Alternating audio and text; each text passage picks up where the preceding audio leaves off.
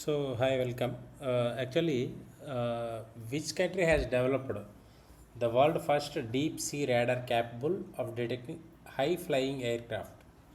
అంటే ఏ country world first deep sea radar capable detecting high flying ఎయిర్క్రాఫ్ట్ని కనిపెట్టింది, డెవలప్ చేసింది?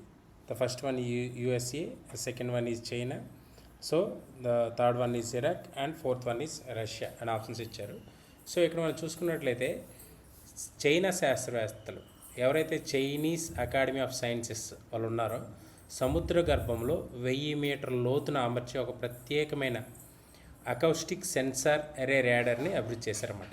సో దీని తాలూకా ఇంపార్టెన్స్ ఏంటి అంటే ఇది సాధారణంగా సముద్ర గర్భం నుంచి ఆకాశంలో ఎగిరే అంటే ఎత్తులో ఎగిరే విమానాలను కూడా గుర్తించగలదన్నమాట. అయితే ఈ డీప్ సీ రాడార్ సముద్రంలో 1000 మీటర్ల లోతులు ఉండి ఆకాశంలో 5,000 మీటర్లు అంటే 5 కిలోమీటర్ల ఎత్తులో ఎగిరే విమానాలని ఖచ్చితత్వంతో గుర్తించగలదన్నమాట. సో ఇది మిలిటరీకి ఉపయోగపడుతుందని చైనా వాళ్ళు కనిపెట్టారు. సో దీని ప్రాముఖ్యత ఏంటంటే అమెరికాకు చెందిన U2 లాంటి గూఢచార విమానాలు అంటే స్పై ఫ్లైన్స్ ఉంటాయి కొన్ని.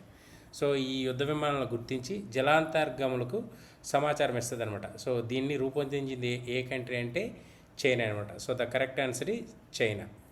Okay, thank you.